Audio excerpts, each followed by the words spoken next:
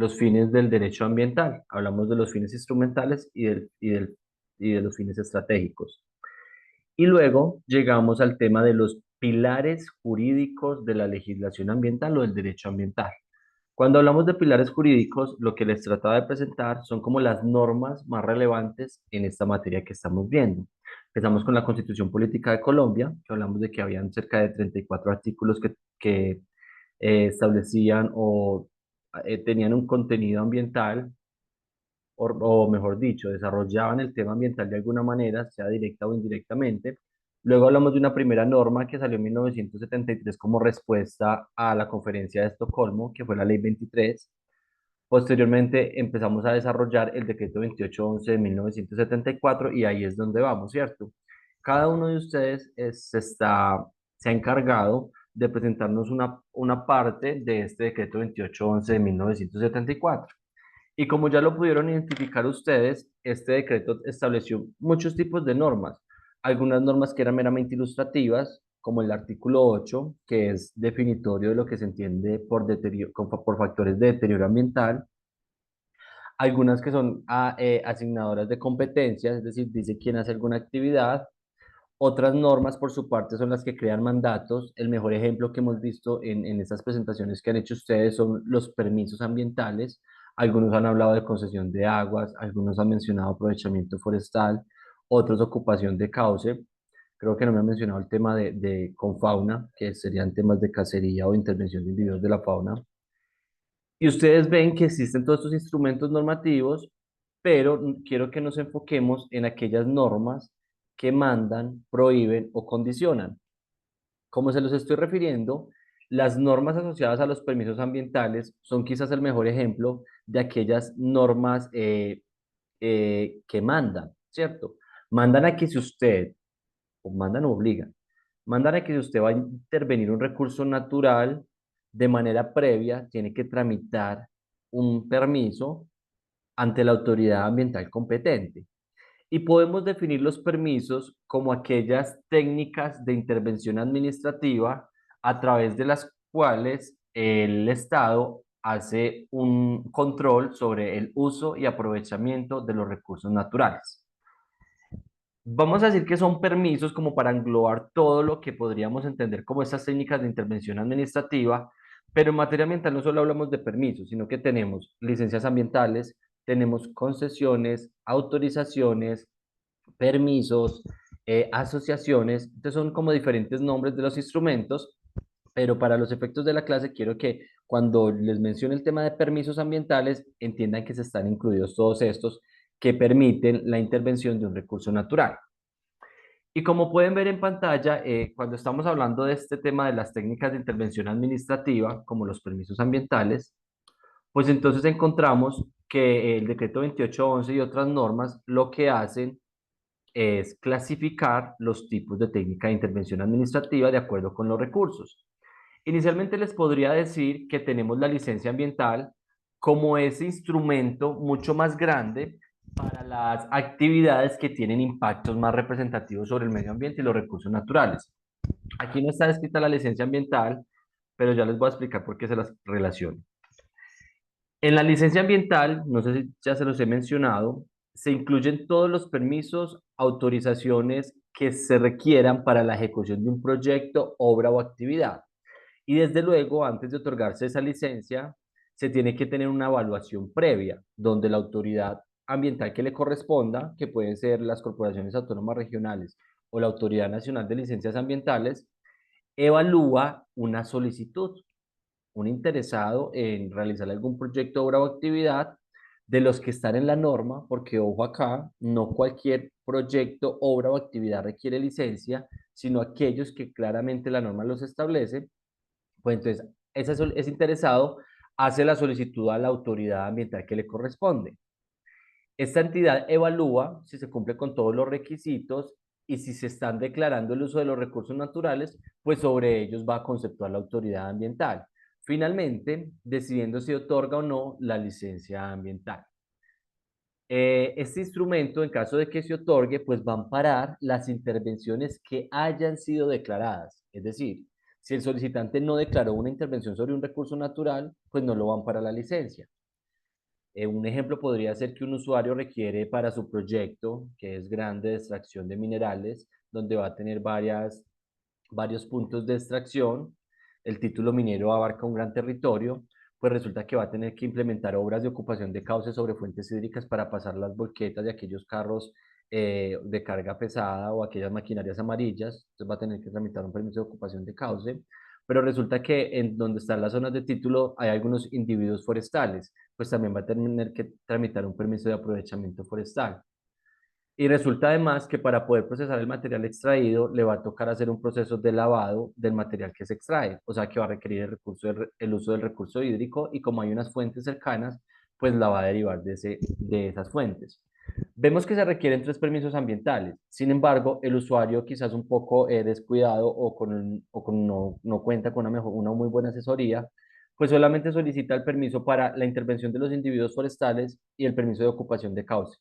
No solicitó la concesión de agua, es decir, no declaró que iba a utilizar el recurso hídrico. Pues la autoridad ambiental cuando conceptúe, pues si se da cuenta le va a requerir, ojo que usted no me ha llegado información para conceptuar sobre el uso del recurso hídrico en esa licencia ambiental. O puede que no se dé cuenta la autoridad y lo que le diga es, bueno, le otorgo el aprovechamiento forestal, le otorgo la intervención de la fuente a través de la ocupación de cauce, pero no se pronuncia frente a la derivación de agua para lavar los elementos extraídos, que sería una concesión. En ese escenario, les hago énfasis en que se tiene que declarar, porque si el usuario no lo hizo, entonces el permiso no se lo amparó y esa persona, en caso de que utilice una derivación, realice una derivación de agua para realizar el proceso de lavado del material extraído, pues estaría inmerso en una infracción de tipo ambiental y seguramente va a tener una consecuencia por un procedimiento sancionatorio. Así, brevemente les menciono en qué consiste la licencia ambiental, luego la vamos a ver en más detalle, pero teniendo presente que ese es quizás el permiso más grande que se da en materia ambiental, un poco más riguroso, pues van a haber otros tipos de permisos que ya no van a estar enfocados en todas las intervenciones que se vayan a realizar, sino que se van a focalizar en la utilización de un solo recurso natural. Y empezaríamos hablándoles, o empiezo, mejor dicho, hablándoles del recurso agua. Frente al recurso agua, cuando ustedes miran ese decreto 2811 del 74 y en muchas de las exposiciones que ya han realizado ustedes, y lo complementan con lo que estableció el decreto 1076 de 2015, van ustedes a encontrar que están estos tipos de permisos ambientales. Tenemos un inicial que es el permiso de prospección y exploración de aguas subterráneas, que aquí no se autoriza la captación en el momento. Lo que se autoriza es usted intervenga y estudie, explore para saber si debajo de la superficie hay agua. Solamente para que determine, explore, ¿cierto? Si hay el recurso hídrico debajo de la superficie para un posterior uso, pero hasta ahí no es el autorizado que lo use. Simplemente que lo pueda investigar para saber en qué cantidades, en qué calidades se encuentra y si en efecto está debajo de la superficie en un punto determinado que usted solicitó. Posteriormente, tenemos la concesión de aguas subterráneas. En este evento ya se conoce que hay aguas debajo de la superficie. Allí el interesado, hay una persona que requiere realizar uso de esa agua que está por debajo de la superficie. Pues entonces tendrá que tramitar esta concesión, así se denomina ese permiso ambiental, para que la autoridad pueda verificar en campo en qué consiste, perdón, si sí si existe la fuente hídrica y si sí tiene la capacidad de otorgar, de satisfacer las necesidades de ese solicitante. En este caso, pues la autoridad ambiental será la que conceptúe si sí le otorga o no la concesión de agua. En este caso subterráneo, recuerden que estamos hablando de las que están por fuera, por debajo de la superficie. Por lo general, todos esos trámites ambientales tienen unas etapas parecidas. Todo empieza con una solicitud del interesado, si la documentación está completa, se genera una evaluación técnica, pero si la documentación está incompleta, se hacen unos autos de requerimiento para que complemente la información. Una vez está todo completo, se genera un acto de apertura, es decir, un auto de inicio de la solicitud, en este caso de concesión de aguas subterráneas, se ordena una visita de verificación, va el técnico a campo, se emite un acto administrativo donde se determina si se otorga o, no, o por el contrario, no se otorga el uso de ese recurso hídrico. Básicamente es la misma estructura de todos los permisos ambientales, a excepción de la licencia que ya les dije que era un poco más riguroso. Entonces, en el tema de la concesión de aguas subterráneas, básicamente el interesado lo que quiere es sacar agua de una fuente que está por debajo de la superficie. Aquí podemos ver los manantiales, por ejemplo, o los nacimientos de agua que no han brotado. O también hay otros que son como los depósitos que se tienen debajo del suelo. ¿Qué ocurre? La mayoría de fuentes hídricas que nosotros tenemos en el territorio, que son más visibles, mejor dicho, no las que más tenemos en el territorio, corrijo eso, sino las que son más visibles, pues son las aguas superficiales, son todos estos ríos, lagos y lagunas que ustedes conocen. Cuando la idea del solicitante es extraer agua de una fuente hídrica que la podemos ver en la superficie, pues lo que tiene que tramitar es una concesión de aguas superficiales. Aquí tenemos, como les reitero, los ríos, los lagos, las quebradas y también puede ser aguas saladas, ¿cierto? Entonces, la que tiene el mar. Ahora, esa concesión tiene el mismo procedimiento, una solicitud, una evaluación y una determinación de la autoridad ambiental donde dice, ¿le otorgo o no le otorgo el permiso para que usted utilice la concesión de agua? Todos estos permisos van a tener unas condiciones, unos requerimientos, ¿cierto? Le va a decir, usted sí va a poder utilizar esa agua, pero en determinada cantidad a través del cierto sistema de bombeo o cierto sistema de captación y derivación. Y además usted tiene que hacer unos reportes de consumo de agua, ¿cierto? Entonces no es que se le otorgue el derecho a usar el agua y ya. No, tiene unas obligaciones, tiene unos derechos y unas obligaciones. Aparte se tiene que hacer unos pagos, unos pagos por uso de ese recurso natural. Hasta ahí vamos como con los tres principales asociados al recurso hídrico, pero resulta que muchas veces se puede utilizar el recurso hídrico no para fines de consumo, sino para fines como investigativos. En este caso estaríamos hablando de un permiso de estudio de recursos naturales específicamente para el recurso hídrico. ¿Qué se puede estudiar del recurso hídrico? Pues eso va a depender desde luego de la persona que esté interesada en realizar el estudio, pero podría uno decir que se pueden evaluar como lo contenido en estas aguas, ¿cierto? Si de pronto tiene unos minerales especiales o de pronto tiene unas especies así bien pequeñas, de pronto de ese cuerpo hídrico, o de pronto, ya mencionamos calidad, cantidades también, o de pronto un estudio que requiera hacer una universidad frente al recurso hídrico, dependiendo pues de algún proyecto que tenga pensado realizar. Será como infinidad de temas que se puedan estudiar del recurso hídrico, pero para ello también se requiere un permiso, así se denomina, permiso de estudios de recursos naturales, enfocado en el recurso hídrico. Y como su nombre lo dice, es para estudiarlo, no para consumirlo. Se pueden tomar muestreos, se pueden intervenir con represamientos temporales, que todo tiene que estar dentro del acto administrativo que otorga este uso. Otra forma de utilizar el recurso hídrico ya no va a ser a través de la derivación, ¿cierto? Sino que va a ser a través de la incorporación. La incorporación de aguas residuales es lo que denominamos como permiso de vertimientos, ¿cierto? En este escenario conocemos que el recurso hídrico es quizás, o las fuentes hídricas, son quizás las mejores dilusoras que tenemos en el planeta. Usted le echa una fuente hídrica y dependiendo de lo que usted le disponga y por el tipo de fuente, el tamaño, la velocidad, podrá diluir quizás más fácil ese material que se le haya incorporado a ese medio líquido. Entonces, conociendo esa circunstancia, pues desde luego que la ley planteó la posibilidad de que se puedan descargar elementos a fuentes hídricas. Pero esto no quiere decir que se vaya a contaminar la fuente hídrica, no. Lo que se le está diciendo, bueno, yo le permito que usted disponga dentro de una fuente hídrica, pero ojo, que usted previamente tiene que tratar las aguas residuales que va a disponer. Este permiso de vertimientos precisamente consiste en que se ampare la descarga de aguas residuales, sean domésticas o no domésticas, a cuerpos de agua, al suelo o al alcantarillado. Pueden ser esos tres destinatarios. Pero resulta que al final cualquier residuo líquido que usted vaya a disponer, sea al suelo, a una fuente hídrica o al alcantarillado, pues ya va a llegar a los cuerpos de aguas naturales. Por X o Y motivos va a llegar. Imagínense ustedes el proceso de las plantas de tratamiento cuando ustedes depositan las aguas residuales de sus baterías sanitarias en su vivienda, luego las recogen en las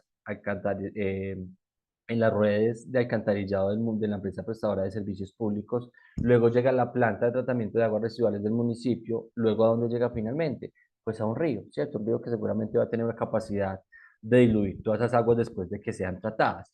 Entonces, como sabemos que todas esas aguas residuales de alguna forma van a llegar a cuerpos de agua natural, pues entonces desde acá es que la ley empezó a controlar esa forma de descargar las aguas. Lo primero es que se tiene que tramitar un permiso y lo segundo es que se tiene que cumplir con las obligaciones de ese permiso. Entre ellas siempre va a haber la obligación de tratar de manera previa las aguas residuales a través de los sistemas que podamos implementar en nuestro sistema productivo, de tal manera que cuando se traten las aguas residuales, sea en sistema en proceso productivo, sea en la vivienda, porque también hay vertimientos de, perdón, permiso de vertimientos de aguas residuales para aguas residuales domésticas, pues se tiene que implementar un sistema, ¿cierto? En algunas fincas se implementan pozos sépticos, en algunos caseríos que ya son en conjunto se implementan plantas de tratamiento ya un poco más grandes, pero básicamente en eso consiste un permiso de vertimientos. Yo por acá les quería mostrar un ejemplo, bueno, esto es de ocupación de causa. Un ejemplo como de cómo conceptúan las autoridades ambientales para otorgar estos permisos. Pero aquí vamos al último permiso, el permiso de ocupación de cauces, playas y lechos. Ya hemos hablado de los de 5 iniciales, donde lo que se autorizaba era el estudio, la derivación o la incorporación en el recurso hídrico, ¿cierto? Pero resulta que hay un permiso, que es el de ocupación de cauces, playas y lechos, donde se permite la intervención directamente sobre las fuentes hídricas o sobre sus cauces. Y es precisamente este permiso de ocupación de cauce donde cualquier interesado, por X o Y motivo, requiere de la intervención de una fuente hídrica a través, por ejemplo, de obras temporales o definitivas. Piensen ustedes en un puente vehicular, en una canalización para posterior lleno, ¿cierto? O, por ejemplo, en algunas actividades que requieren los municipios como parques lineales, ahí se tiene la obligación de tramitar un permiso de ocupación de cauce. Aquí yo les voy a mostrar un ejemplo eh, de un permiso que fue otorgado. Están viendo en mi pantalla un acto administrativo, un texto. Sí, profe. Sí, profe. Ok, bueno, esto es de una autoridad ambiental que se llama Cornare. Recuerden que esta documentación es pública, ¿cierto? Pero este tipo de informes los tienen que solicitar ustedes ante la autoridad ambiental. Lo que pueden encontrar con mayor facilidad son estas resoluciones, como la que ven acá en pantalla, pues estas sí se tienen que publicar, ¿cierto? Entonces las van a encontrar de pronto a esos enlaces que yo los dirigí en las últimas consultas. Pensemos acá que ya hubo una solicitud por parte del interesado. En este caso, nos menciona que el interesado es una entidad territorial, el municipio de Río Negro lo pueden ver acá. Él elevó una solicitud, allegó unos estudios, realizó un pago de evaluación y la autoridad ambiental recibió el asunto.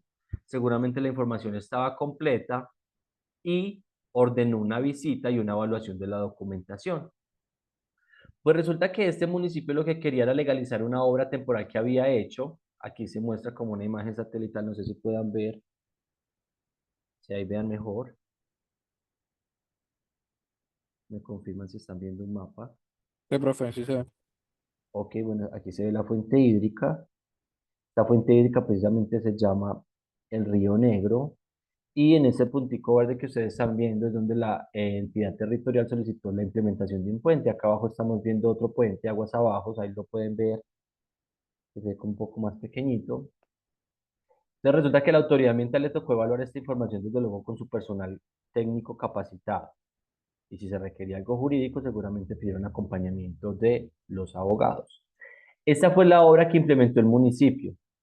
Y dice, la solicitud consiste en la construcción de una obra transversal provisional que se denomina obra falsa de apuntalamiento para apuntalar la losa de concreto del puente biblioteca, mientras se realiza su vaciado sobre el río Negro. Cabe resaltar que la obra se encuentra implementada en sitio, como se encuentra en las siguientes imágenes aportadas dentro de la solicitud de ocupación de causa. Por lo que el análisis del trámite será para la legalización de la obra construida. Bueno, aquí ya hubo una falla pues del municipio porque esto se supone que son permisos previos. Usted antes de realizar la intervención tiene que pedir la autorización. Sin embargo, entre entidades públicas hay una forma quizás que no es como tan coercitiva, que seguramente no va a llegar a un sancionatorio, y es porque es el Estado con el Estado. Aquí estamos viendo como la obra que se pretende legalizar. Ok, se establecen como todas las características de la ubicación, longitud, ancho, altura, tipo de obra, que dice que es un cruce elevado. Y luego viene, pues desde luego, la evaluación técnica de la capacidad de los elementos utilizados y, como ven aquí en pantalla, de la hidrología, ¿cierto? Tiene que evaluar la obra en razón de la fuente hídrica. Es decir, que esa obra, primero que la fuente hídrica sí tenga la capacidad de resistir esa obra. Y segundo, que la obra considere las características de esa fuente hídrica, que en este caso era el Río Negro. Aquí les voy a mostrar brevemente, pues ustedes más adelante seguramente van a tener acceso a este tipo de informes técnicos. Si quieren, yo les puedo hacer llegar algunos. Aquí hablan de las modelaciones que hicieron para el proyecto.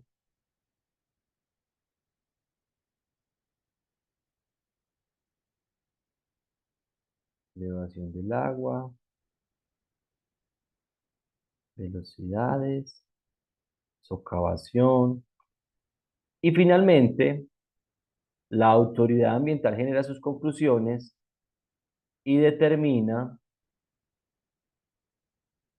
autorizar la legalización de la obra de ocupación de cauce al municipio de Río Negro con el número tal para ese cruce elevado, obra transversal de apuntalamiento del puente biblioteca. Ustedes cuando, si pueden leer esto en mayor detalle, van a encontrar pues, que realmente lo que es el concepto técnico es que la obra no representa un riesgo para la fuente hídrica y que los diseños bajo los cuales se está presentando pues cumple con los requerimientos para garantizar de que no se obstaculice su libre flujo y que va a tener además la capacidad de que en una época de mayores lluvias, donde se salga la fuente hídrica, pues la obra no va a representar una obstrucción para que esta fuente hídrica pueda continuar con su flujo natural. Estas son como las conclusiones.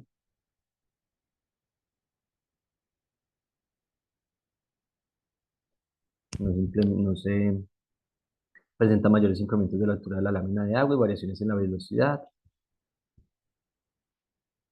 Bueno, una vez este es un concepto técnico, quiere decir que lo hicieron unos ingenieros capacitados e idóneos para evaluar esta información, pero resulta que este mero informe no autoriza la intervención. Es decir, si solamente está en el informe y llega un ente de control a verificar si esta obra cumple con los permisos, pues no hay nada, porque para que se pueda decir que se encuentra autorizada la obra, se tiene que emitir una resolución como la que están viendo en pantalla, donde la autoridad ambiental, luego de recibir el informe técnico, pues otorga jurídicamente el permiso, así con un acto administrativo como el que están viendo.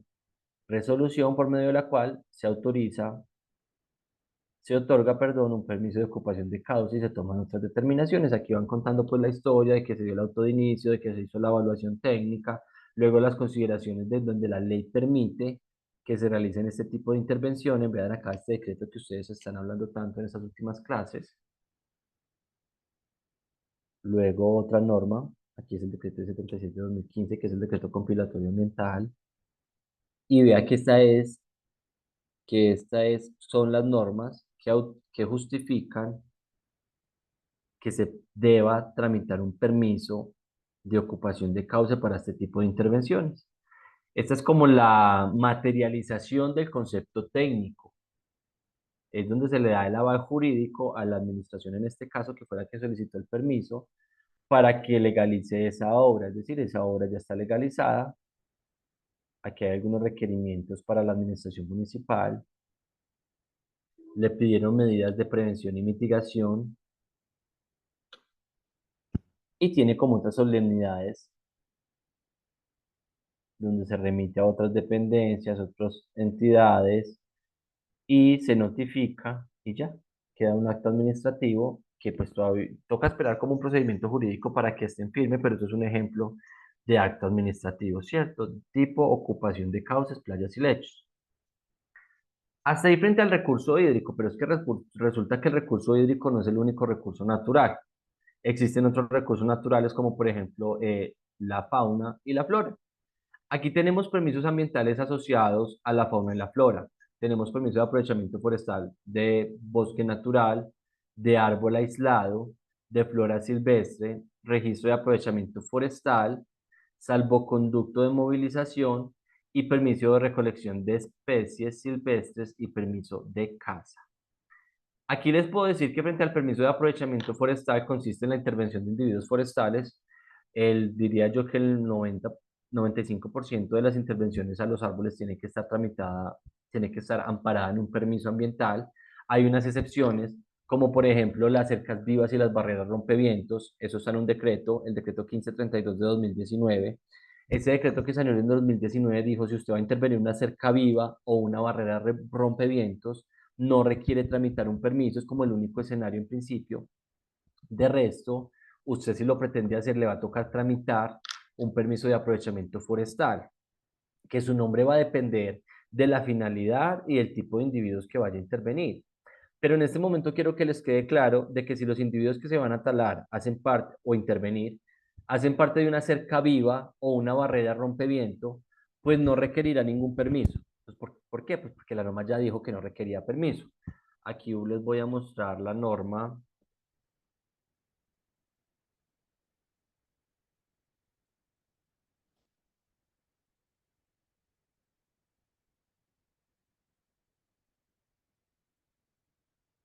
donde se establece que las cercas vivas y las barreras rompevientos no requieren ningún permiso. Bueno, primero vean la definición de una barrera rompevientos, pues porque tiene que tener unas condiciones particulares para que se considere de esta manera. Consiste en una o más hileras de árboles y arbustos plantados en dirección perpendicular al viento dominante y dispuesto de tal forma que lo obligue al viento, desde luego que estamos hablando del viento, a elevarse sobre sus copas. Y luego, ¿qué dice sobre las cercas vivas? Consiste en árboles o arbustos plantados ubicados en los linderos externos o internos de predios, como método de delimitación de los mismos, de formar parte de una plantación forestal industrial, un sistema agroforestal. Bueno, aquí están estableciendo otras condiciones, pero vea lo que nos dice, es decir, una hilera de árboles que están delimitando un predio, sea de manera interna o sea de manera externa. Tienen que ser plantados, son árboles o arbustos. Entonces, lo que esté delimitando una vía, delimitando una piscina, delimitando un lote, se consideran como cercas vivas. En este sentido, pues como les venía diciendo, dime Steven, Ah, yo quería preguntar si había también una limitación en el tipo de árbol o arbusto, o simplemente es una es así una, general. es general. De hecho, aquí les voy a mostrar cómo dice el parágrafo primero de esta numeración es larga, no se las voy a leer, este es el artículo, se lee con los puntos 2.2, punto 1, punto 1, punto 8, punto 9. Y miren que acá, cuando empieza a establecer unos temas de requisitos de aprovechamiento de plantaciones forestales, incluye un parágrafo donde dice, el aprovechamiento de las cercas vivas y las barreras rompevientos no requerirá de ningún permiso o autorización, ¿cierto? Es decir, no tiene que tramitar ninguno de los permisos que ya les voy a entrar a explicar. Pero ¿qué le dice la norma? Ojo, usted no tiene que tramitar ningún permiso, intervéngalo, pero si usted va a sacar ese material forestal, es decir, esa madera de su predio, usted va a tener que tramitar un pequeño permiso que se denomina salvoconducto único nacional en línea. Ese salvoconducto es el que le autoriza la movilización y es una forma donde el Estado controla de que la madera que se esté movilizando en el territorio sea obtenida de manera legal. Nadie en el territorio colombiano puede estar movilizando madera o de individuos forestales sin contar con un salvoconducto de movilización o una factura, ¿cierto? Hay escenarios donde se venden individuos forestales y tienen que estar amparados en una factura y posteriormente se podrá hacer la verificación en el lugar que otorgó la factura de dónde provinieron, de dónde llegaron estos individuos forestales. Les muestro este decreto para que tengan presente de que este tipo de especie de elementos no requieren permisos de aprovechamiento forestal. Ahora, una pregunta que siempre me hacen mucho en clases es frente a los frutales. Ay, es que mi abuelita tiene un árbol de aguacates en mi casa, en la finca. Por una pregunta, Sí, señor. Cuando uno, digamos, corta un árbol que no está permitido cortar, valga la redundancia, ¿le hacen una sanción, le hacen algo económico? ¿Sí? Ya vamos a entrar, ese es el segundo tema que vamos a ver hoy, se llama régimen sancionatorio. Hoy estamos hablando aquí, ¿quién habló? Qué pena, no pude ver el nombre aquí en pantalla. Profe, yo, Joiner. sino que como yo trabajaba en Augura y en convenio con Corpuraba, nosotros hacíamos recaba de caños principales de la zona Urabá. Entonces teníamos que pedir permiso para poder ingresar las máquinas amarillas, y no pues, no permitían que cortáramos los árboles que estaban a la orilla de los ríos, porque eran los que contenían cuando había inundaciones. Entonces, que si los cortábamos con la maquinaria, teníamos como que una multa de 20 millones por cada árbol, más o menos. Ok, bueno, las multas son graduables dependiendo de muchas cosas, entonces no puede decir uno que son 5, 10, 15 o 20, no, va a depender del caso en particular, la temporalidad, la capacidad socioeconómica y algo que denominamos como grado de afectación ambiental. Lo que quiero que les quede con esta parte que les estoy explicando es que el 95% de las intervenciones de individuos forestales requiere un permiso. Si usted no tramita ese permiso cuando es obligatorio, usted está en la ilegalidad y como cualquier ilegalidad en Colombia va a tener consecuencias. ¿Qué consecuencias van a depender? La más usual es la sanción tipo multa, como bien lo decía el compañero. Entonces, para contestar tu pregunta, sí, si usted corta un individuo forestal sin autorización y es obligatorio de contar con la autorización, pues usted puede ser investigado ambientalmente y ser sancionado con una multa. Lo puede hacer la autoridad ambiental. Ok, aquí hay una pregunta en el chat, nos dice, ¿hubo reconocimiento en la resolución que otorga ocupación de cauce? ¿Cuál era el anterior procedimiento a esa autorización? Me perdí ahí, Sara Manuela, que me voy a devolver porque no había leído en el chat, pero tú me mencionas que si hubo reconocimiento en la resolución que otorga ocupación. ¿Me puedes, por favor, desarrollar la idea, Sara, que no entiendo esa parte de reconocimiento? Profe, que en la autorización ya se da como el permiso, pero antes de ese paso, ¿qué había?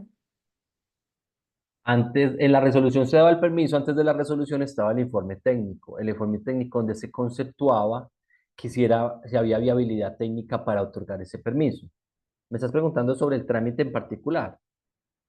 Sí, Ok, entonces, lo primero, entonces yo creo que ya te contesté esa pregunta, porque les venía diciendo que en la mayoría de los trámites el procedimiento es muy similar, hay una solicitud del usuario, hay una evaluación de la documentación para saber si está completa o incompleta, si está incompleta se le requiere para que la complemente, si está completa se genera un auto de inicio, ese auto de inicio es donde oficialmente se da la apertura del trámite para evaluarlo, el trámite de ocupación. Ese auto de inicio es un acto administrativo donde se ordena que se realice la evaluación técnica de esos documentos y que si se es necesario se vaya a campo para realizar una visita.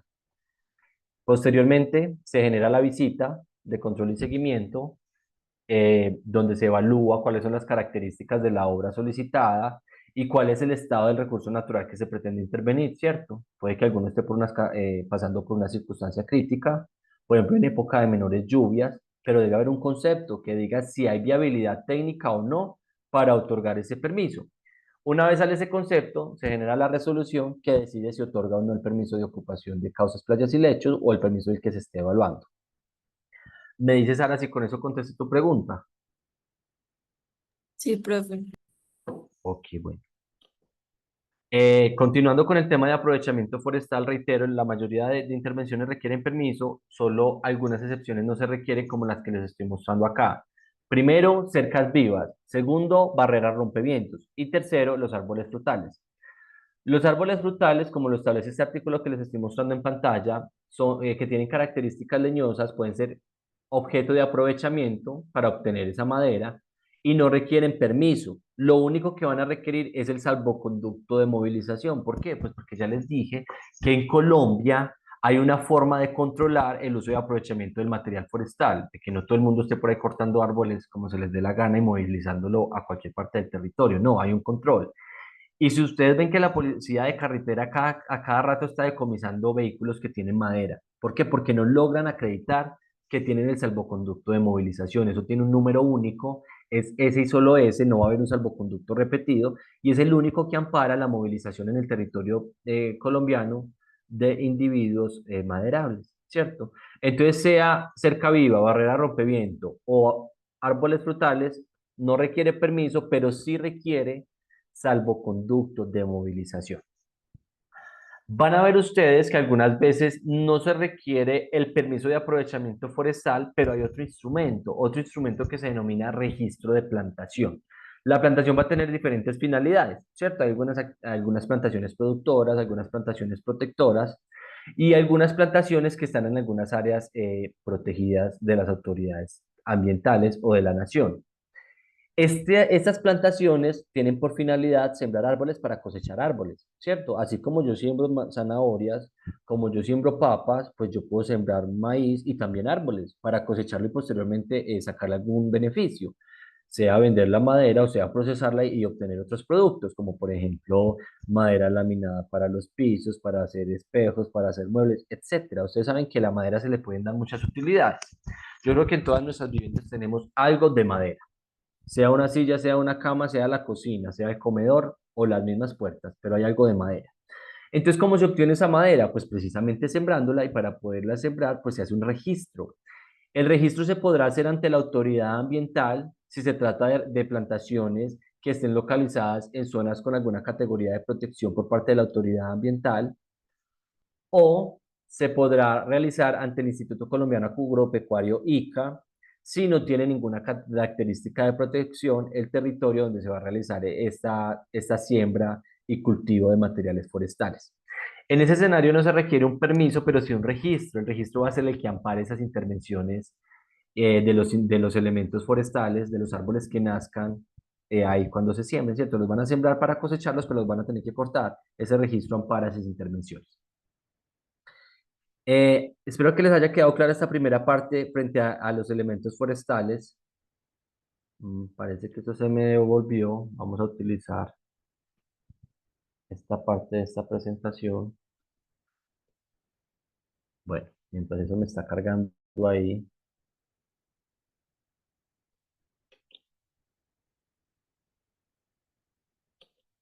Permítanme un momento acá, no sé qué pasa. ¿Ustedes sí me están escuchando? Se me cayó el internet. Lo escuchamos, pues. Ok, bueno, si van teniendo preguntas, porfa, me van levantando la mano, que es que como estoy presentando se me dificulta leer un poquito el chat. Bueno, esto no quiere cargar, pero mientras me carga les voy contando que hay el permiso de aprovechamiento forestal tiene una subdivisión. Entonces va a haber un permiso de aprovechamiento único y el que se adelanta con la finalidad, o mejor dicho, el que se adelanta donde el suelo no tiene una finalidad forestal. Es decir, tengo una zona del territorio donde hay árboles, ya existen los árboles, precisamente por eso es que tengo que tramitar un permiso, pues porque ya están los árboles ahí, pero resulta que ese suelo no tiene una vocación de ser forestal.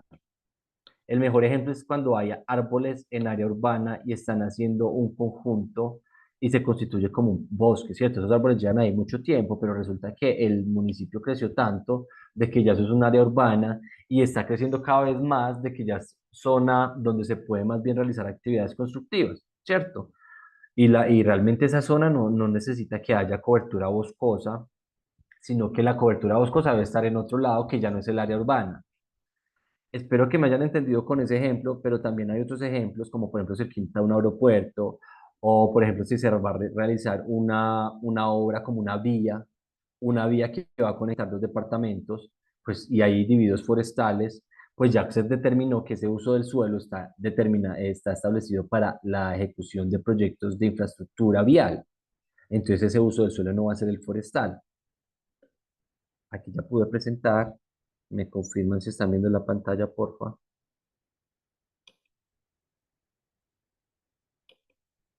Hola, ¿me pueden escuchar? ¿Están viendo la pantalla? Ah, profe. No, Ahí no. No, pero todavía no. Ah, todavía no. Esperen entonces a ver qué es lo que está pasando. Ahí, ¿ya lo ven? Tampoco. Está cargando. Ya.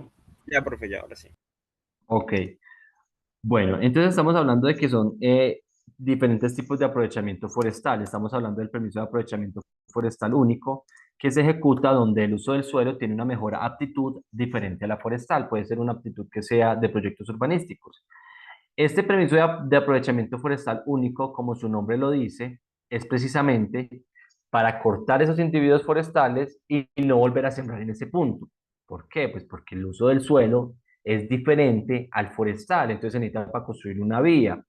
Pues ahí ya no se pueden sembrar árboles y se va a construir la vía, ¿cierto? Aquí les voy a mostrar cómo está redactado en la norma. Les voy a mostrar el decreto 1076 de 2015. Eh, los tipos de aprovechamiento forestal son único, persistente, doméstico, de árbol aislado y por urgencia. Les repito, permiso de aprovechamiento forestal único, persistente, de árbol aislado y tala de emergencia. Bueno, no sé qué le pasa a mi internet. Parece que tengo muchas cosas abiertas. Aquí los están viendo en pantalla. Alguien ya los había mencionado en una exposición. No sé si puede hablar en este momento. Que nos había presentado cuando hablaron del decreto 2811 de 1974, porque eso mismo del decreto 2811 se trajo a este decreto 1076 de 2015. ¿Qué pasa? En este decreto 1076 empezó a como a desarrollar más la idea. ¿Cómo se adquiere ese permiso? ¿Qué tiene que llegar usted, señor solicitante? ¿Cierto? ¿Cuál es el proceso que va a adelantar la autoridad ambiental y cuándo usted le va a tocar sembrar de nuevo y cuándo no le toca sembrar de nuevo? Aquí vean la definición que trae la norma, dice que los únicos son los que se realizan por una sola vez en áreas donde con base en estudios técnicos se demuestre mejor aptitud del uso del suelo, diferente al forestal, o cuando existan razones de utilidad pública o de interés social.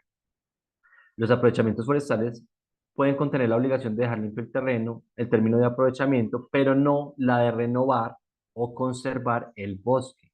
Pues, ¿por qué? Pues porque por eso se llama único, ¿cierto? Por su parte, el permiso de aprovechamiento forestal persistente es el que se realiza con un criterio de sostenibilidad para mantener como el rendimiento de ese bosque. La norma dice, así, los que se efectúan con criterios de sostenibilidad y con la obligación de conservar el rendimiento normal del bosque con técnicas silvícolas que permitan su renovación por rendimiento normal. Por rendimiento normal del bosque se entiende su desarrollo o producción sostenible, de manera tal que se garantice la permanencia del bosque. Ok, aquí es como usted puede estar interviniendo árboles, pero luego le va a tocar hacer gestiones para que los árboles sigan creciendo. Y usted en esa zona del territorio, pues usted no va a ver manchas de vacío de árboles, sino que usted siempre va a mantener una cobertura boscosa. Y usted va a poder estar sacando poquitos, pero va a poder estar sacando esos individuos forestales y tiene que garantizar que ese bosque se va a mantener renovando. Y por último, frente a estos tres primeros, tenemos el aprovechamiento forestal doméstico que se realiza exclusivamente para satisfacer necesidades vitales domésticas sin que se pueda comercializar sus productos. Aquí la madera no se puede vender, en los persistentes sí se puede vender y hasta en los únicos se puede vender la madera. Recuerden que estamos hablando de los escenarios donde se tiene que tramitar un permiso para intervenir individuos forestales. Aquí les estoy hablando de los tres primeros tipos de permisos, ¿cierto? Ya les dije cuándo no se requiere permiso. Entonces, resulta que en domésticos dice que para satisfacer necesidades vitales. ¿A ustedes qué se les ocurre por necesidades vitales? Y ya habíamos hablado del tema, espero que lo recuerden. ¿Qué se les ocurre?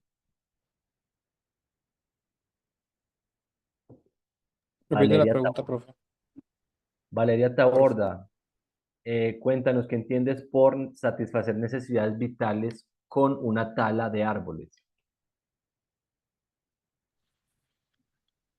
Pues, profe, algo que uno necesita todo el tiempo y no sé, requiere que se tale un árbol. Pues en este momento no se me viene a la casa exactamente qué, pero sí algo así.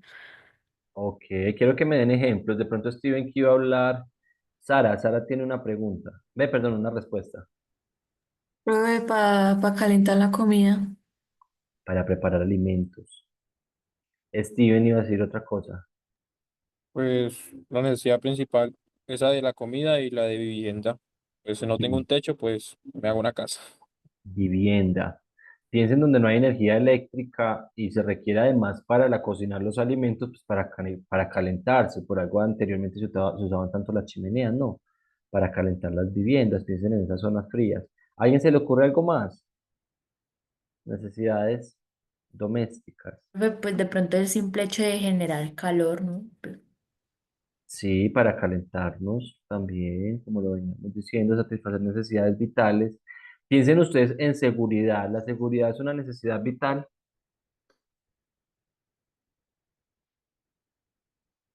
Piensen ustedes en quien retiene unos individuos forestales en su solar, tiene un predio grande y dice, vean, no, es que yo tengo mi casa construida en madera, ya tramité un permiso para construir mi vivienda. También intervengo unos árboles para producir mis alimentos y para calentar la vivienda, pero es que resulta que esto por acá está muy peligroso, entonces yo quiero cercar mi terreno, entonces yo voy a cercar eso con madera. ¿Creen ustedes que aquí aplicaría?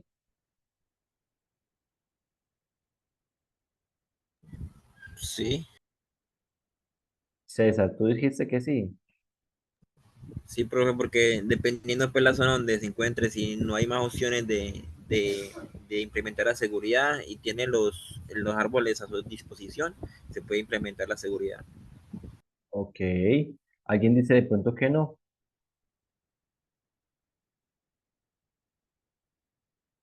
Bueno, les voy a dejar en la discusión. Esto es un tema que algunas autoridades ambientales los han otorgado como permiso de aprovechamiento forestal doméstico, conceptuando en que la seguridad mantiene pues la vida de las personas y que se puede considerar como una necesidad vital doméstica. Pero otras autoridades ambientales han definido que no. ¿Y por qué les pongo las dos perspectivas? Porque es que recuerden que, que las autoridades ambientales, como las corporaciones autónomas regionales, son precisamente autónomas y ellas deciden y hacen la evaluación de hasta qué punto, ¿cierto?, considerar eso como vital o no. Entonces va a depender de muchas autoridades. Ustedes no se preocupen si en materia ambiental van a encontrar que una autoridad ambiental dice una cosa y otra autoridad ambiental dice otra cosa. Por allá la de Corpuraba menciona que sí se puede y la que está por acá, Medellín, con Antioquia, dice que no se puede, ¿cierto? Dime, Steven. Yo estaba intentando hablar ahorita, pero no, el celular no me dejaba. Que yo creo que eso de la seguridad, pues, yo creo que en comunidades rurales sería más una necesidad vital, porque por ejemplo en términos urbanos en ciudad uno está protegido, entre comillas, pero ya en esas comunidades que están muy aisladas, pues no tienen como una garantía más de seguridad, llega alguien allá y tal, le hace un daño. Entonces, yo creo que en comunidades rurales sí. Sí, muy buen enfoque el que le das dependiendo también de donde usted se encuentre.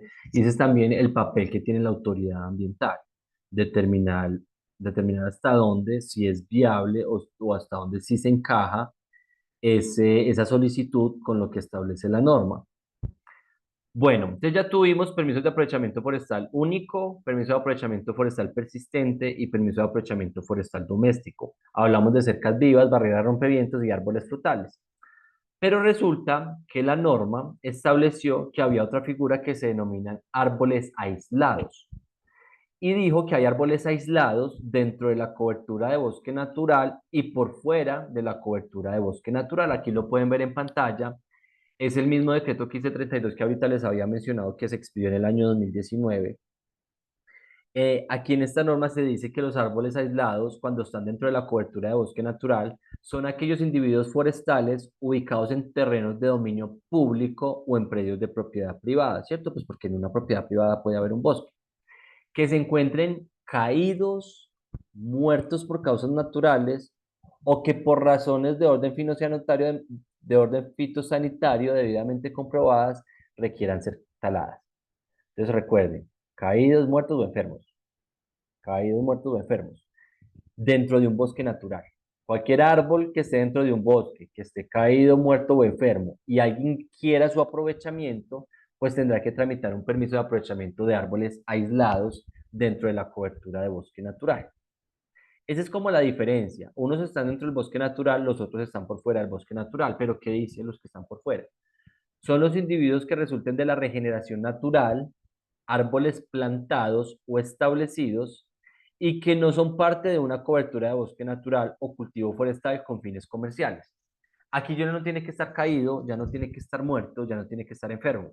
No, ese árbol resultó de una regeneración y no hace parte de un bosque. Piensen ustedes Cuando usted ve en una manga, un potrero que siempre ha sido un potrero, allá siempre han habido mangas, y hay un solo arbolito ahí parado. No está enfermo, no está caído, no está muerto, pero es que resulta que eso no hace parte de un bosque natural. Entonces el trámite que le va a tocar adelantar es el de árboles aislados. O piensen ustedes en los individuos que no son nativos, sino que son exóticos. Yo creo que ya les mencioné, o si no se los he mencionado, se los reitero, el tema de los pinos, el tema de los eucaliptos. No son individuos silvestres, son exóticos, vinieron de otro lugar, sobre todo de estas partes frías como lo son en Canadá y Estados Unidos, y algunos también son de Europa, algunos pinos de Europa. Pues ustedes conocen algunos pinos que uno desde entrada se da cuenta que no hacen parte de ese territorio colombiano. Sobre todo esos que sueltan como esos folículos, esas ramitas, y dejan una capa sobre el suelo. Pues resulta que esa capa que dejan sobre el suelo es para protegerse de la nieve y que que no se congelen las raíces. Pues por aquí no cae nieve, ¿cierto? Entonces, básicamente la evolución de ese individuo se dio fue en esas zonas del territorio y fue introducido. Fue introducido aquí en Colombia y pues muchos de los materiales forestales que ahorita utilizamos, la madera que utilizamos, es también proveniente de esos individuos exóticos. Pero piensen ustedes que no hace parte de una plantación, es decir, nadie lo sembró. Pero como llevan acá en Colombia tanto tiempo, pues por regeneración natural, o porque un pajarito se comió una semilla y luego fue y la botó por allá en otro lado, o un animal, etcétera, pues nació un pino o un eucalipto o una de estas especies exóticas. Pues resulta que es que como esos árboles también tienen fines ecosistémicos, cumplen con fines ecosistémicos, como la retención de carbono, como la generación de oxígeno, como servir de lugar para la anidación de algunos individuos de la fauna, pues esos individuos no se pueden estar cortando así como así, pues ya hacen parte del territorio, cumplen fines ecosistémicos, entonces se tiene que tramitar un permiso de aprovechamiento forestal de árbol aislado fuera de la cobertura de bosque natural. Está un nombre largo, no se me enreden con esto porque vea que ustedes como por lógica lo pueden sacar, ¿cierto? Entonces, esos son los tipos de aprovechamiento forestal. Ahí me faltó uno que les mencioné, que es el aprovechamiento por urgencia. Se los voy a mostrar por acá abajo. Eh, Como su nombre lo dice, el aprovechamiento por urgencia es precisamente cuando el individuo forestal está representando un riesgo. Entonces, si bien se requiere solicitar la autorización, que es una autorización muy rápida, se tiene que pedir el permiso, se manda la fotico, la autoridad ambiental muchas veces ni siquiera saca acto administrativo, sino que lo que hace es decirle, vea señor, si yo veo que hay un riesgo inminente, tal ese árbol, corte ese árbol, pues porque no vamos a afectar la vida de ninguna persona, ni la estabilidad de ninguna vivienda. Ay, bueno, parece que me pase. No, vean acá.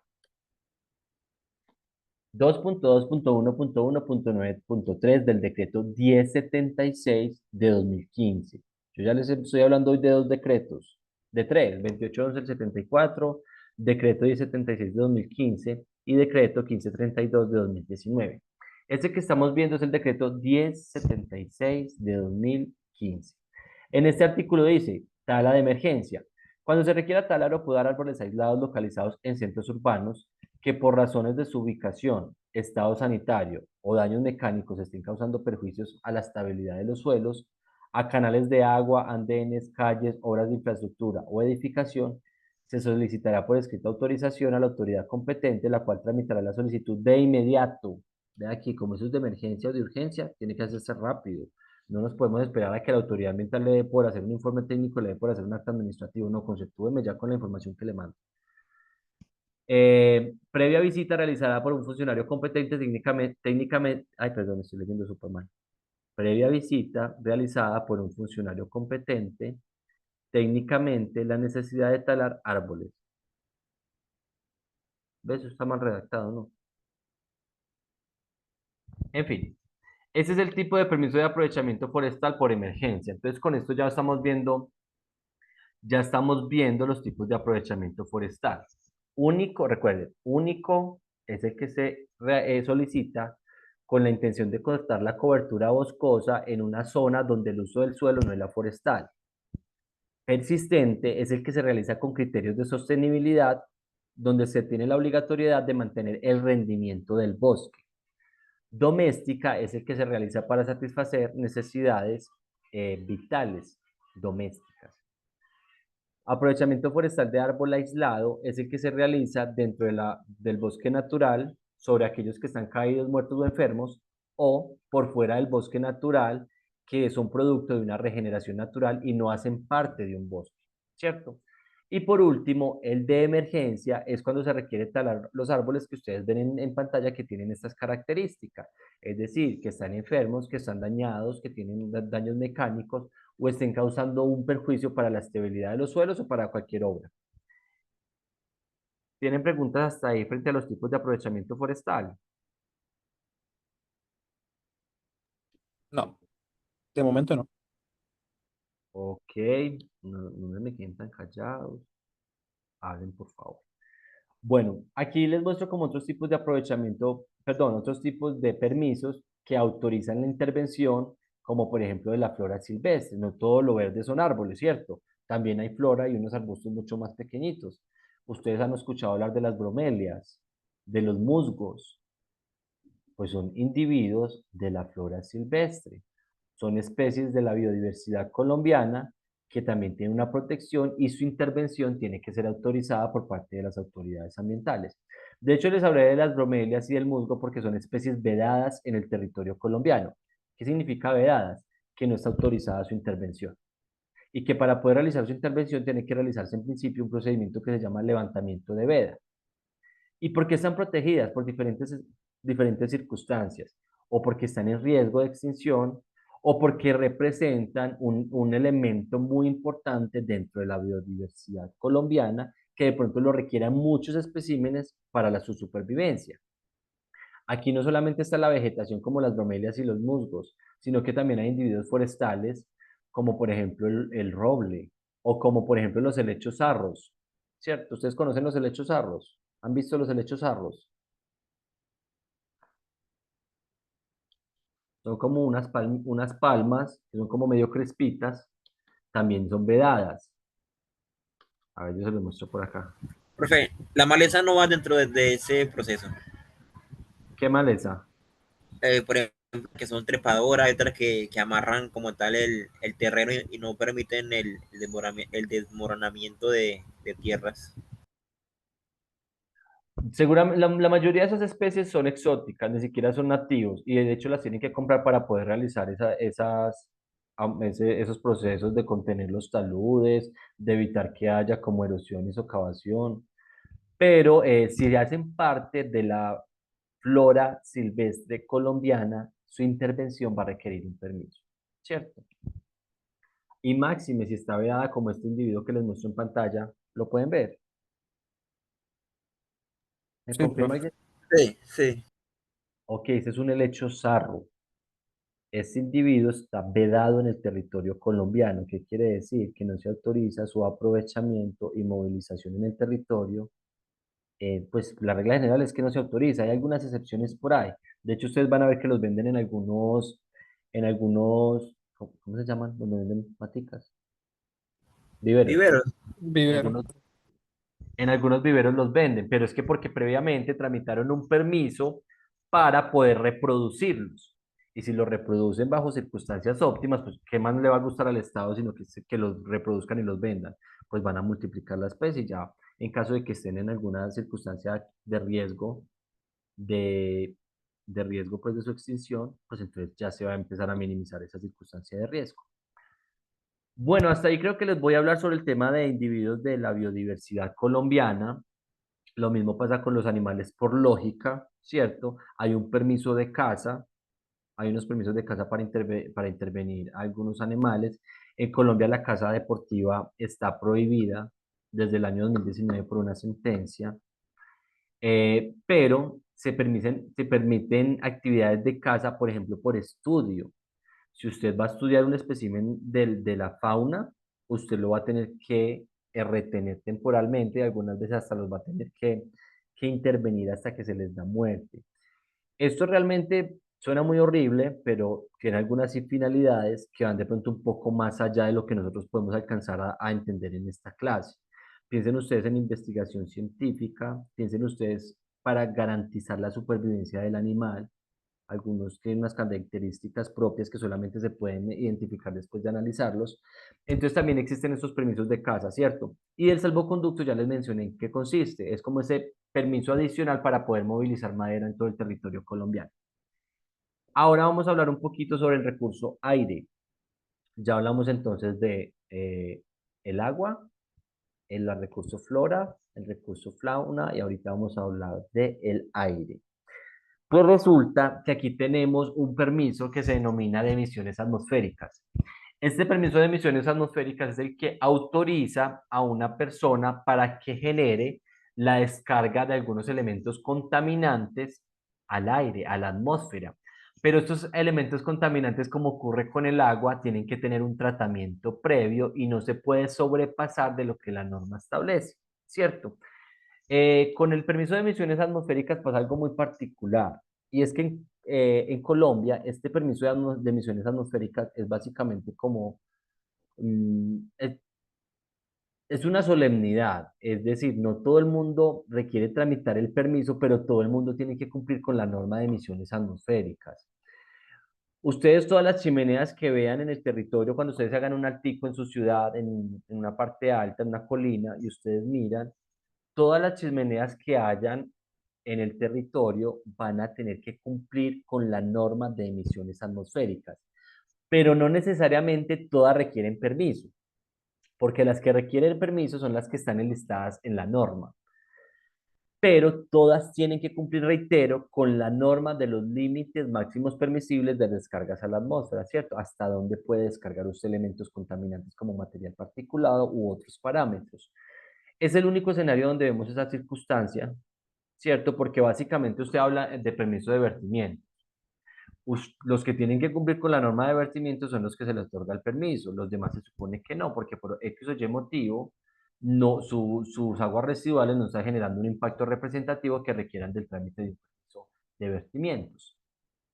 Pero en el tema de emisiones atmosféricas, sí, todos tienen que cumplir con las normas de emisiones atmosféricas, pero no tienen todos que contar con el permiso. Resulta que las autoridades ambientales también son las encargadas de entregar los certificados en materia de revisiones de gases para estos centros de diagnóstico automotor. Entonces, si usted está interesado, usted o su familiar está interesado en montar un centro de diagnóstico automotor, le va a tocar pedir un certificado ante la autoridad ambiental que lo va a acreditar de que usted todo el proceso que va a realizar realmente va a poder certificar de que todos los vehículos que van a pasar por su centro de diagnóstico automotor van a tener una evaluación óptima. Es otro permiso que está asociado con el aire. Y por último, vamos a hablar de los PRIOS, el último que ustedes ven ahí en pantalla. Se denomina PRIOS a los planes de reducción del impacto por olores ofensivos. Planes de reducción del impacto por olores ofensivos. Aquí ya nos vamos, ya no está en el 1076, ya son unas normas propias, es la resolución 1541 de 2013 y la resolución 2087 de 2014. Espero que me estén escuchando, pero les voy a hacer una pregunta. Cuando yo les digo a ustedes planes de reducción del impacto por olores ofensivos, ¿qué se les ocurre?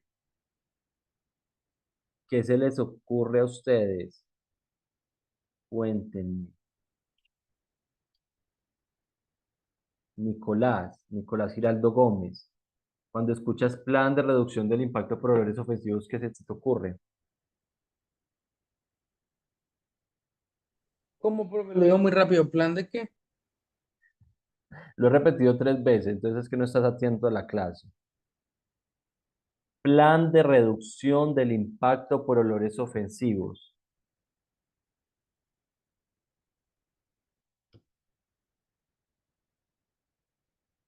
Ok, entonces Isaías. Isaías está en clase.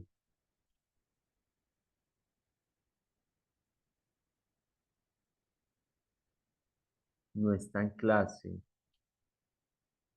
Qué pena, Fer Rojas, no sé, ¿es Fernando o Fernanda Rojas? No, me aparece como Fer Rojas.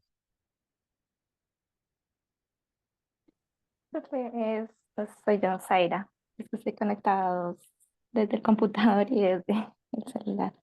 Ok, Zaira, entonces cuéntame, ¿qué se te ocurre cuando escuchas plan de reducción del impacto por olores ofensivos? No sé, profe, como planes que que se enfoquen en reducir, digamos, la contaminación en el aire, digamos, por ejemplo, para empresas, en la parte, digamos, por ejemplo, de alimentos que generen malos olores y que pues contaminen pues el ambiente. O que contaminen el ambiente y que generen malos olores. Bueno, sí, precisamente eso es un plan de reducción del impacto por olores ofensivos, pero eso tiene unas características muy diferentes a todos esos permisos que hemos visto. Y resulta que usted objetivamente puede decir cuando un vertimiento está generando un impacto negativo, ¿cierto? Lo mismo puede hacer con una emisión atmosférica o con una intervención de individuos forestales. Pero el tema de los olores es muy subjetivo, porque lo que le huele a usted bueno, a otra persona le puede oler maluco. ¿Cuántas veces alguien se ha echado una loción que, pues, según él, esa persona que se la echa le huele delicioso, pero llega donde su novia, su novio, pareja, lo que es, familia, amiga, y la tía le dice, eso que huele tan horrible, ¿cierto? Lo mismo pasa con algunas actividades productivas.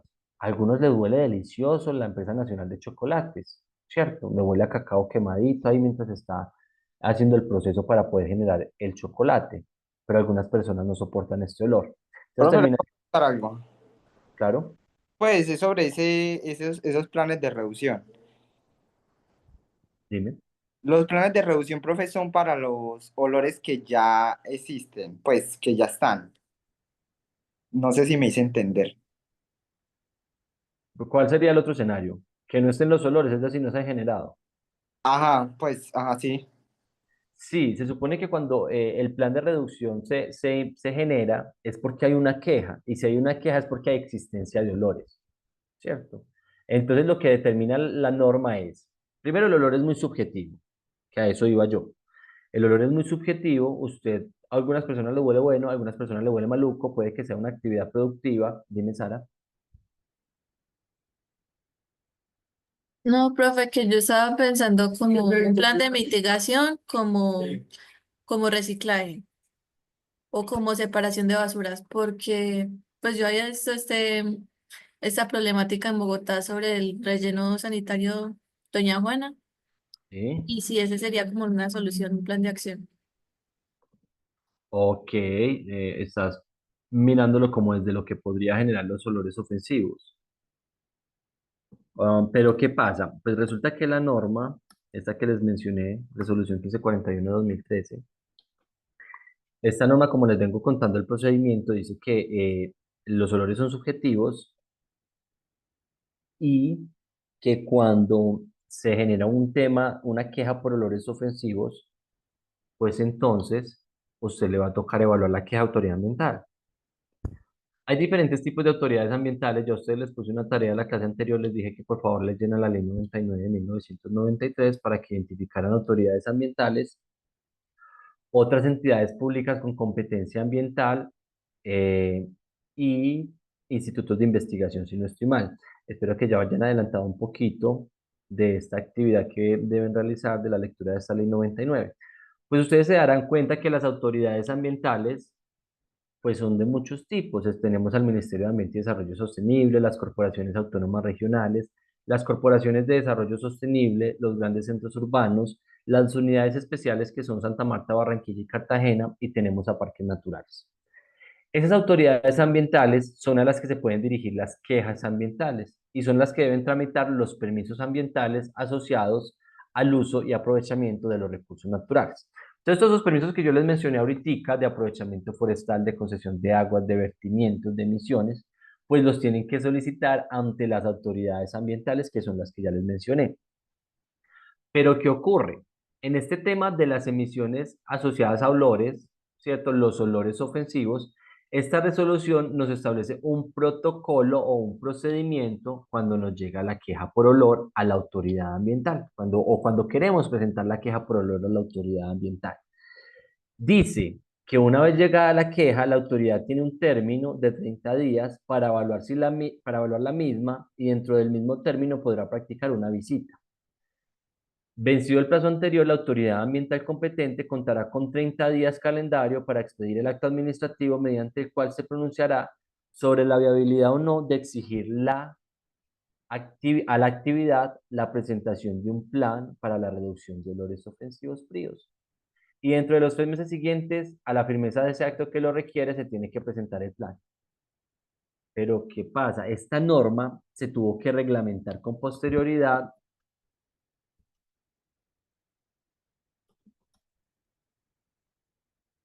Ay, 2087. 2087 de resolución 2087 de 2014. Esta es la que reglamentó ese procedimiento tan sencillito que ustedes veían. Tuvo que ser reglamentado a través de este protocolo para el monitoreo, control y vigilancia de olores ofensivos. Y me gusta mostrarles esta norma porque hace un mapa conceptual de lo que se debe hacer por parte de las autoridades ambientales cuando se presenta una queja por olores ofensivos. ¿Me confirma si están viendo, por favor, este mapa conceptual? Este esquema de la resolución 1541. Quizás, profe. Muchas gracias. Ok. Entonces dice, bueno, ¿alguien puede ayudarme a leer esta parte, por favor? El que quiera, Yo, profe. por favor. La aplicación de la resolución 1541 de 2013 se realizará con base en la siguiente secuencia. Primero, presentación de la queja como indicador de la existencia de una presunta problemática. 2, evaluación de la queja a través de encuestas estandarizadas desarrolladas en la norma técnica colombiana NTC 6012-1. Efectos y evaluación de los olores, evaluación psicométrica de las molestias por olores. Tercero, requerimiento del plan para la reducción del impacto por olores ofensivos por la autoridad ambiental competente a la actividad generadora. Cuarto, implementación del plan, evaluación y seguimiento permanente por parte de la autoridad ambiental competente. Y quinto, medición en caso de incumplimiento del plan para la reducción del impacto por olores ofensivos. Y ya dice que en el gráfico 1 muestra esquemáticamente el proceso descrito. Ok, entonces, perfecto. Lo que nos acabas de leer está aquí graficado. Llega la queja, se valida a través de la encuesta NTC 6012. Cuando yo les estoy contando a ustedes que los olores son temas subjetivos, ¿cierto? A algunos le huele maluco la porcícola, pero si usted ha convivido constantemente con la actividad porcícola, pues a usted no le va a oler maluco, ¿cierto? Usted ya se acostumbra a este olor. Antes de usted le da trabajo la porcícola, le huele hasta bueno, ¿cierto? Porque para usted representa plata. Pero entonces el tema es subjetivo. Entonces, ¿qué hace la ley colombiana? La ley dice que se tiene que aplicar una encuesta, que es esta norma técnica que nos leyó la compañera Erika, aquí se la resalto, es la NTC 6012-1, y esta norma técnica a través de ese proceso estandarizado de encuestas busca identificar si hay un porcentaje representativo del territorio que está presentando inconformidad por el olor. Si está presentando inconformidad por el olor un grupo considerable de personas, pues entonces estamos hablando de que se trata de un olor ofensivo, ¿cierto? Mientras tanto, si no hay encuesta, no estamos hablando de olor ofensivo, sino un olor que le puede generar molestia a uno o a otro, pero no es ofensivo hasta que no estén las encuestas. Se realiza la encuesta y se determina que si hay un olor ofensivo. Es decir, la queja se validó y es un olor ofensivo. Entonces, ¿qué tiene que hacer la autoridad ambiental? Requerirle para que presente un plan para la reducción del impacto por olores ofensivos. ¿Y qué va a contener este plan? Este plan va a contener, de un lado, unas buenas prácticas y de otro lado, unas mejores técnicas disponibles. Dime, Steven. Yo quería Steven. preguntar que si esas encuestas, ¿cuál era la representabilidad? Por ejemplo, en una comunidad se hace la encuesta. ¿Qué tantas personas pueden votar para que se considere que el olor es ofensivo? O eso No ya tengo, depende ya del caso. yo no tengo la cantidad de personas porque nunca he aplicado la encuesta, pero sí he hecho los actos administrativos. De hecho, aquí les cuento un chisme. El primer PRIO que se requirió en Colombia fue un PRIO en la región oriente antioqueño, fue a una empresa avícola y yo proyecté el acto administrativo donde se requirió ese primer PRIO. Entonces lo conozco desde la parte jurídica, ahora el tema de la aplicación de la norma NTC 6012 no lo manejo, sí sé que tiene que ser con encuestas, sé que tiene que haber dos puntos, ¿cierto? un punto que es donde se genera supuestamente el problema y otro punto que es como donde no hay ninguna queja por olores, como un punto de referencia. Y que además las personas que van a realizar las encuestas tienen que tener unos perfiles, entre ellos se encuentran psicólogos o trabajadores sociales. De resto, frente a cómo se hace entre la evaluación de esas encuestas, no, ahí no te podría ayudar, pero te puedo remitir la norma técnica si de pronto la quieres ver. Y ahí complementas de pronto, porque no te puedo dar el dato. Ahí me excusas porque es muy técnico y recuerden que yo soy abogado, ¿cierto? Bueno, Bueno, profe. me excusas que no te tenga esa respuesta. Entonces, lo que les quiero decir, continuando con el tema del PRIO, es que el PRIO lo que es un plan, como su nombre lo dice, que busca mitigar, disminuir los olores, no terminarlos. Ojo ahí. No se terminan los olores porque dirán que es el plan para la reducción del impacto por olores ofensivos. Se reduzca los olores. ¿Por qué? Porque usted actividad productiva, usted actividad económica, vea que aquí nos muestran unos ejemplos de las actividades que pueden generar olores ofensivos. Por aquí creo que lo tiene, está. Dalo acá. Procesamiento y conservación de carne, pescado, crustáceos y moluscos. Eso huele horrible. Fábrica de productos de refinado de petróleo. Fábrica de pulpas celulósicas, papel y cartón. Cuero recurtido y teñido de pieles. Tratamiento y disposición de desechos no peligrosos y estaciones de transferencia. Plantas de tratamiento de aguas residuales, actividades que capten agua de cuerpos de agua receptores de vertimientos, fabricación de sustancias y productos químicos básicos, tratamiento térmico de subproductos de animales. Ay, que eso, tratamiento térmico de subproductos de animales, eso sí huele también muy maluco. Unidad de producciones pecuarias, aquí tenemos avícolas, porcícolas, ganadería. Elaboración de aceites y grasas de origen vegetal, descafeinado, tostión y molienda de café y otras actividades. Vean que realmente aquí la norma como que tiene las más representativas, ¿cierto? Pero cuando nos dice otras actividades es porque caben otras que generen olor o que generen la inconformidad en las personas receptoras de ese olor. Entonces, esas actividades, una vez se presenta la queja por la comunidad, la autoridad le va a tocar realizar la validación a través de la norma técnica colombiana NTC 612-1, este procedimiento que les mencioné que es de encuestas, y si valida que la queja, pues si encuentra que la queja es válida, pues va a tener que requerir el PRIO. Ese PRIO va a estar compuesto de buenas prácticas y mejores técnicas disponibles. Estas normas nos toca leerlas a la par porque se complementan. Entonces, la otra norma, la 2087, nos va a decir qué se entiende por buenas prácticas. Aquí no lo dice. Las buenas prácticas se refieren a prácticas operacionales, esto es, las medidas a aplicar durante los procesos que tengan impacto positivo y directo en las emisiones de olores ofensivos sin que necesariamente se requiera de uso de tecnología. Es haga mejor las cosas, ¿cierto? Medidas a aplicar durante su proceso que tengan un impacto positivo. Si de pronto lo que usted tiene es una actividad donde está recogiendo gallinaza, pues ustedes saben que la gallinaza cuando se moja va a oler más maluco. Por eso, ahí como que se demora el proceso de secado y cuando está más húmeda huele más maluco. Entonces, pues usted implemente acciones para que esa gallinaza no tenga contacto con agua, no esté a la intemperie, tenga un cerramiento perimetral que impida que le lleguen aguas lluvias. Ahí no tiene que implementar ninguna tecnología, simplemente tenga una buena práctica para mantener esa gallinaza. O por ejemplo, usted lo que tiene es una actividad porcícola y resulta que los cerdos cuando están tomando agua, pues generan un pantanero que se mezcla con sus orinas, con sus heces y eso aumenta los olores. Pues entonces usted ya no tenga un tanque donde les dé agua a los cerdos, o simplemente un sistema de goteo para que ellos tomen agua. Ah, bueno, pues no sé si será mejor tecnología. No creo que sea mejor, ustedes que dicen es mejor tecnología, buena práctica. La que les estoy diciendo de los cerdos. Buena práctica, profe. Buena práctica, ¿cierto? Yo no ahí no veo como una gran tecnología. En fin, y ahí podría implementar eso para que no se moje como el suelo, el piso duro de estos cerdos y no se mezcle con las orinas y con las excretas y no se aumenten los olores. Ahí estarían las buenas prácticas. Por su parte, las mejores técnicas disponibles son todas aquellas orientadas a la optimización de los niveles de producción con el mínimo impacto ambiental, ¿cierto?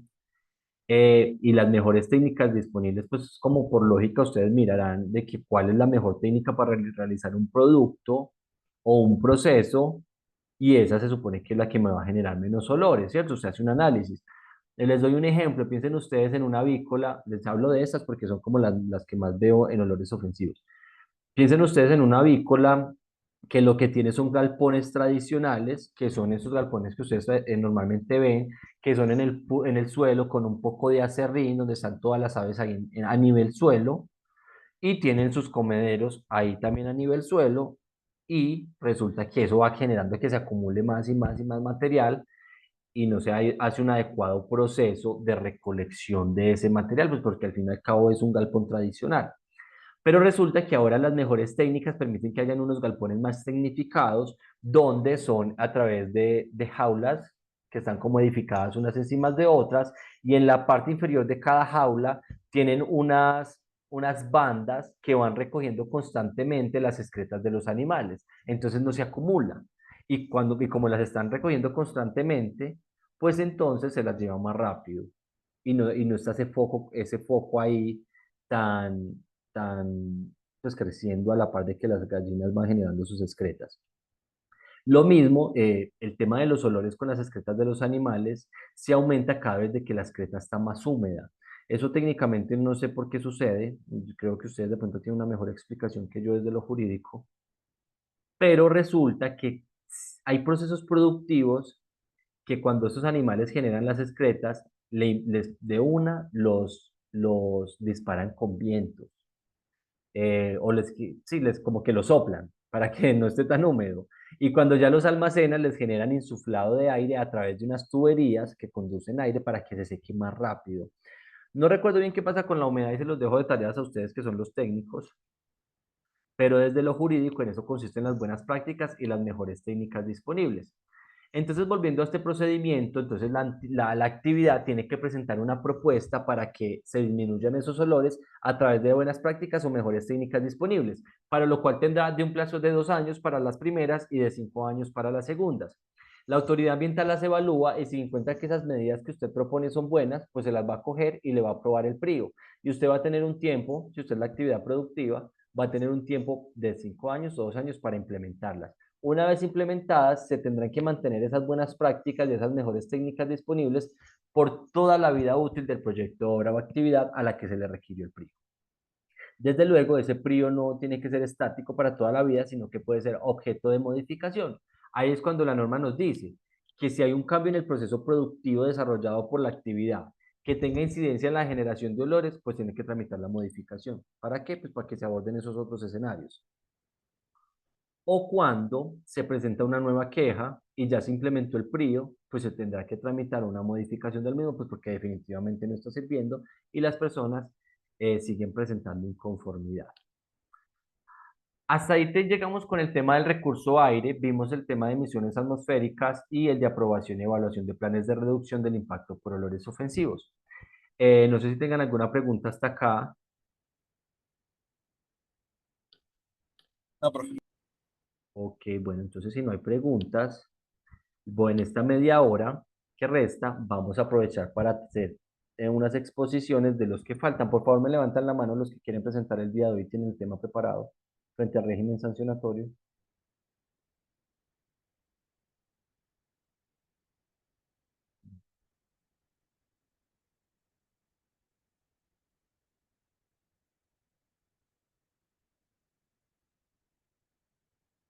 Ay, Dios mío, ¿qué son todas esas presentaciones que me faltan? 3, 4, 5, 6, 7, 8. Profe, no sé cómo levantar la mano acá, pero yo también.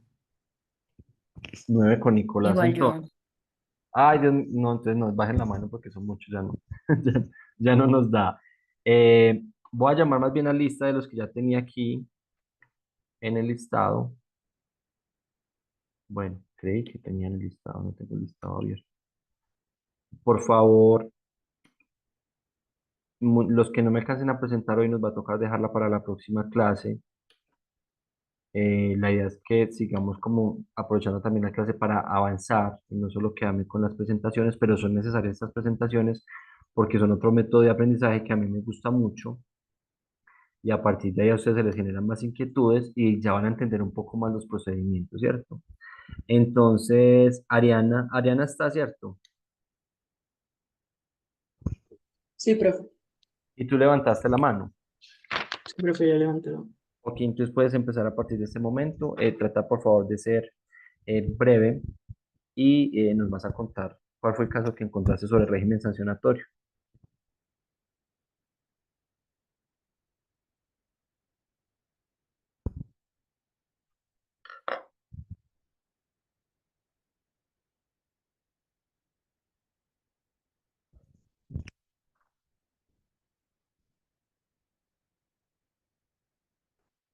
Ariana, ¿me escuchaste? Sí, Ok, profe, ya está viendo. sí, ya podemos ver en pantalla.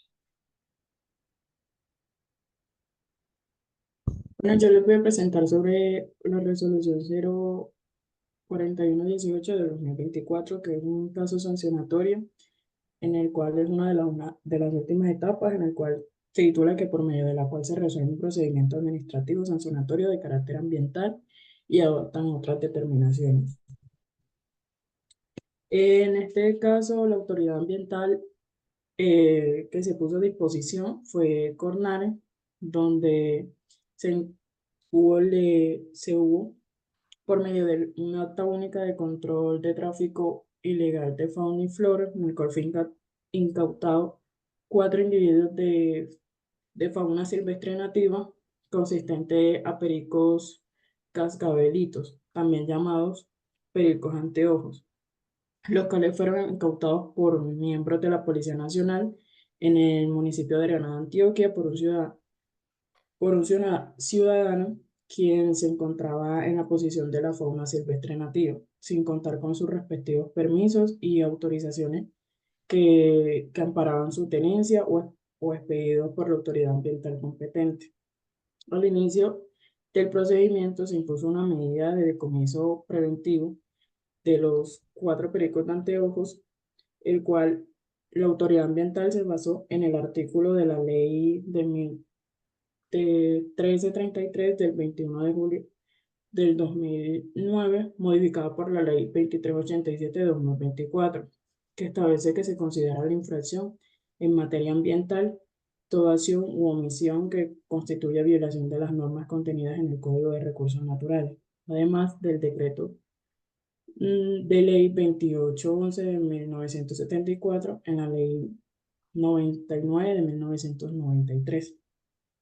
Luego de la presentación de cargos, donde se le otorgó al ciudadano presentar pruebas y la posibilidad de hacerse representar por un abogado titulado o inscrito, en el cual el, el ciudadano presentó por escrito su declaración, en el cual indica que los pericos de anteojos llegaron a manos por medio de su madre, que les había obtenido de manera accidental por medio de su hermano, que los encontró en una tala de cultivo, y los pericos estaban en un agujero, en una guadua, aún sin plumaje, y fueron rescatados para evitar su muerte, lo cual la madre de buena fe los crió y posteriormente se los entregó a él en una visita en Granada, Antioquia. También se mencionó que en la finca del origen donde se encontraron la fauna, eh, hay un riesgo de presencia de gatos y demás y pueden causar su muerte. Luego de la incorporación de pruebas, se juntó los actas elaborados por la policía, el acta única de control ilegal de fauna y flora, que fue la mencionada al principal, al inicio, y el oficio de descargo donde se hace parte de la declaración del ciudadano investigado. Estas fueron evaluadas por cada uno de los cargos formulados del ciudadano y respectivos al análisis de las normas o los actos administrativos vulnerados.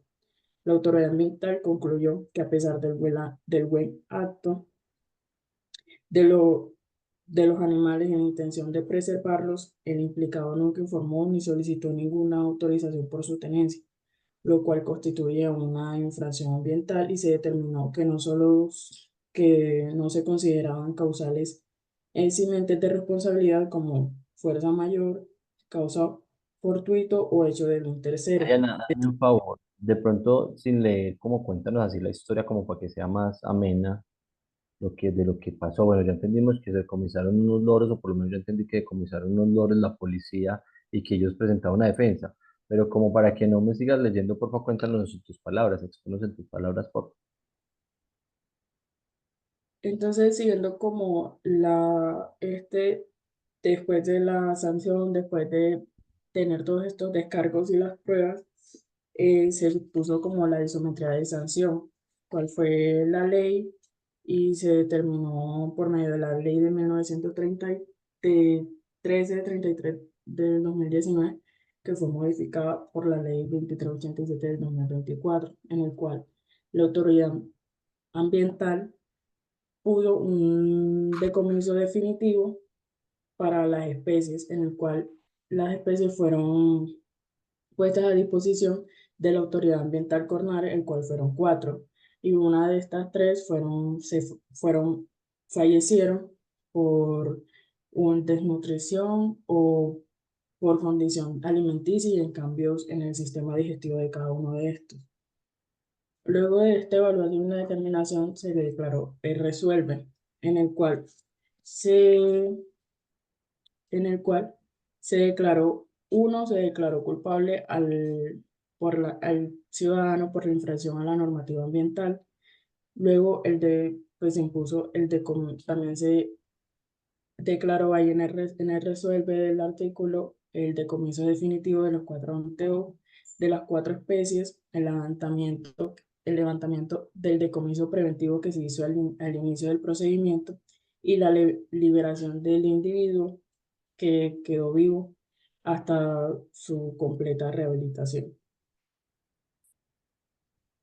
Y el último, que pues se registró en el RUIA, Registro Único de Infractores Ambientales. Entonces, el último, el ingreso del ciudadano, el ingreso único del ciudadano en el registro único de nación de infractores ambientales.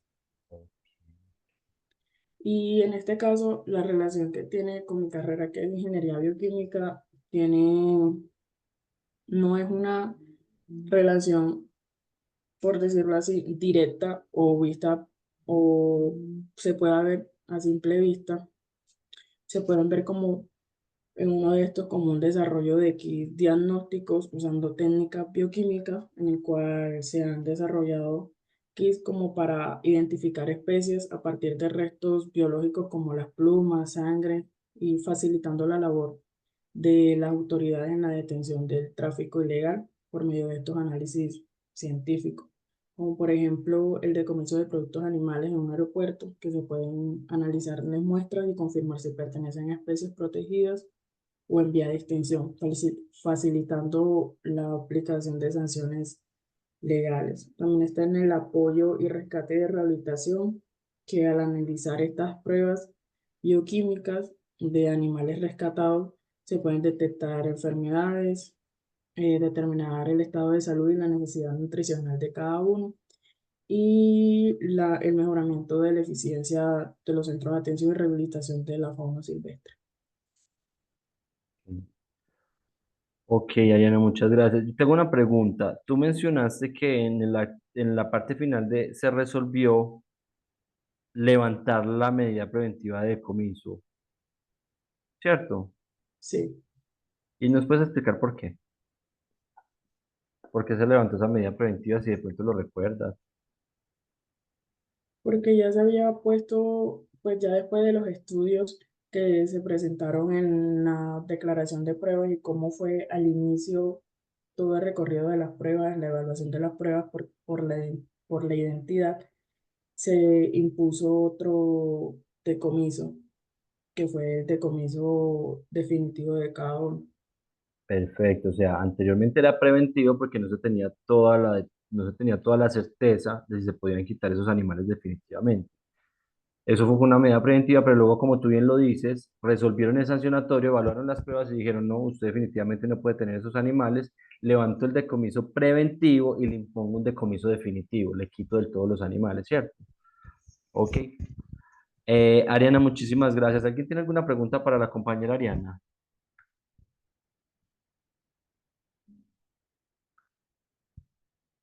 Ok, veo que no hay ninguna pregunta. Entonces, por favor, Nicolás está. Sí, profe. ¿Y tienes la presentación? Sí, señor. Ok, entonces, por favor.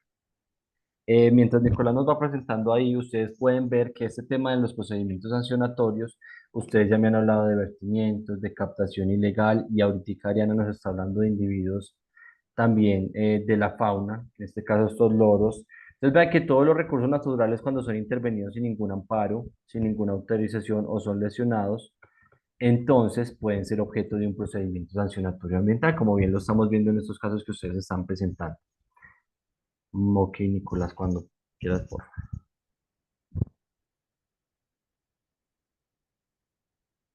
Ahí se ve. Sí. Bueno,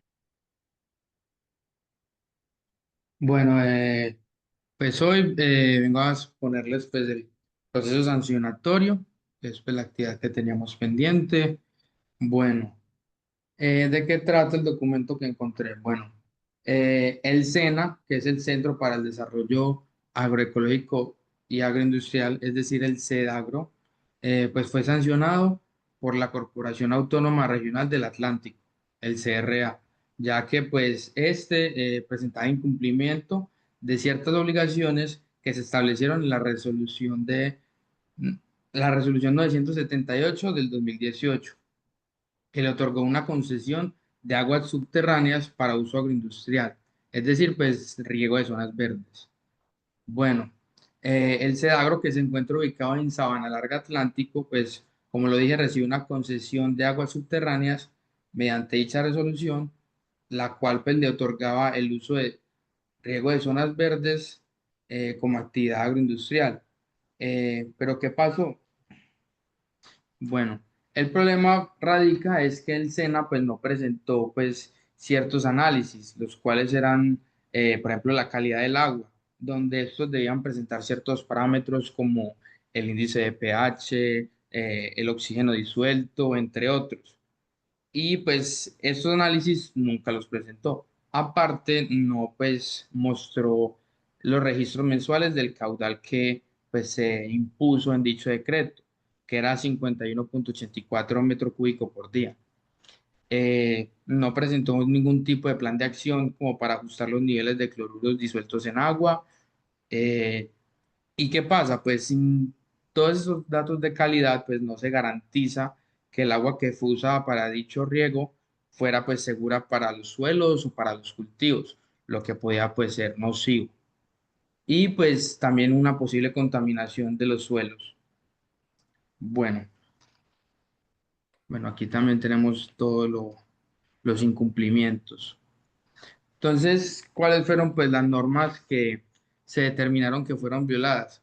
Primero fue la Ley 99 de 1993, específicamente el artículo 31, el cual pues les da facultad a las CAR para imponer sanciones y medidas preventivas ante las violaciones ambientales.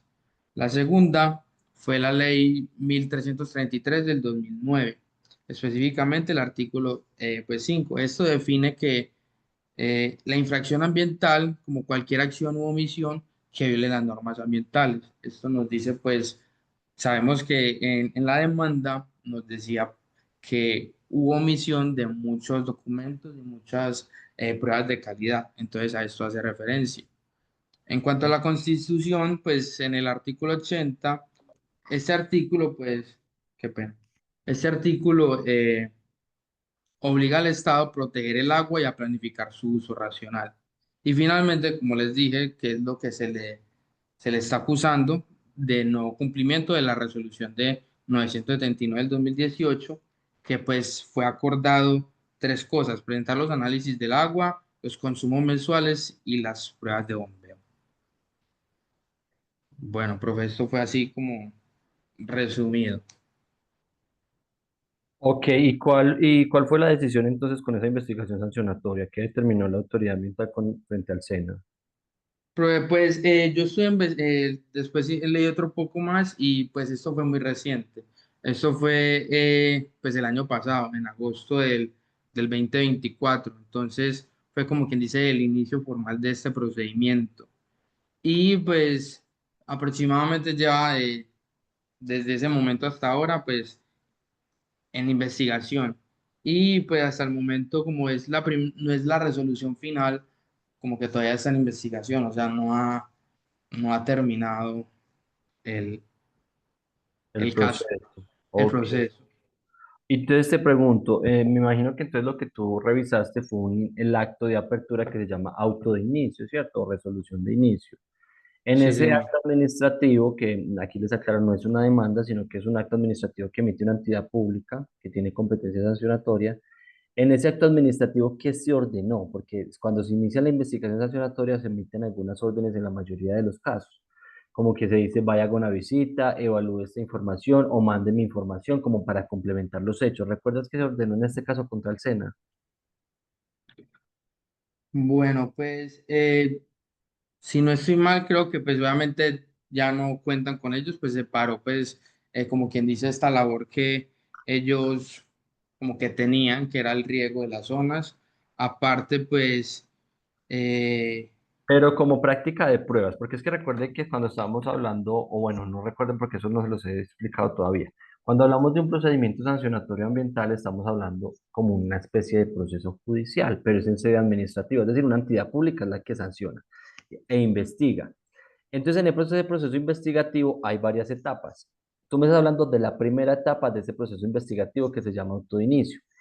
Como es la primera etapa y falta llegar hasta el final, que sería cuando le digan que es responsable ambientalmente, pues entonces en esta primera etapa la autoridad ambiental la utiliza para complementar los hechos, para llenar de contenido los hechos que está investigando, para que pueda demostrar claramente que esa persona, en este caso el SENA, sí es infractora ambientalmente.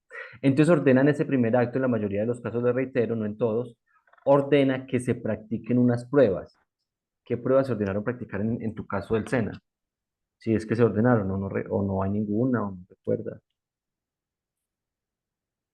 presentar pruebas pues justificando para evitar la sanción, una multa en cuanto al SENA. Por ejemplo, las CAR tienen que pues obviamente investigar mucho más a fondo pues estas pruebas de DQO, que es por ejemplo lo de la contaminación del agua y demás. Ok, bueno, no tendríamos entonces ahí certeza, tocaría leer el acto administrativo, si lo tienes no lo puedes mostrar y yo te ayudo a buscar si de pronto si hay órdenes de práctica de pruebas, no sé si lo tienes a la mano. Tendría que buscarlo aquí en los archivos. Ok, bueno, si lo A tienes. ver. Bueno, en todo caso, con esta presentación que nos hace el compañero Nicolás Giraldo, pues es válido pues, reiterar lo que les estoy mencionando, de que estamos todos hablando del procedimiento sancionatorio y las consecuencias jurídicas que se pueden presentar cuando hay algo que denominamos infracción ambiental.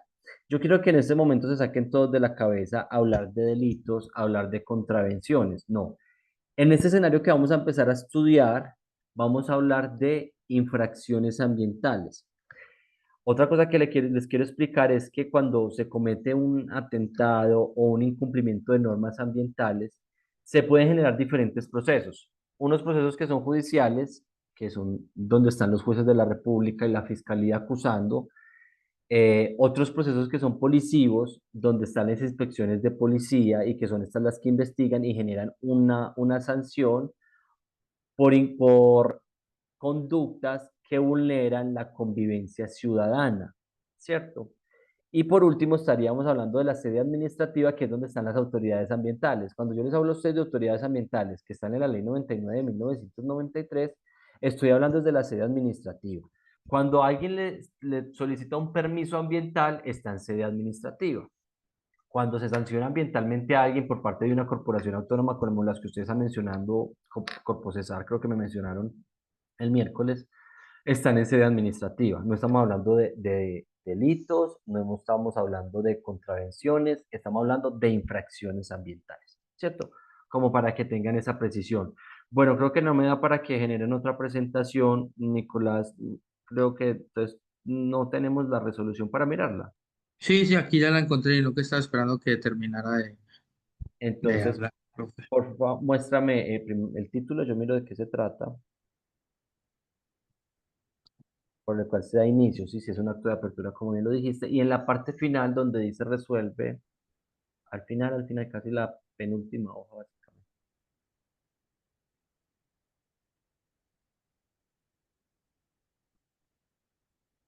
Arribita, arribita, arribita.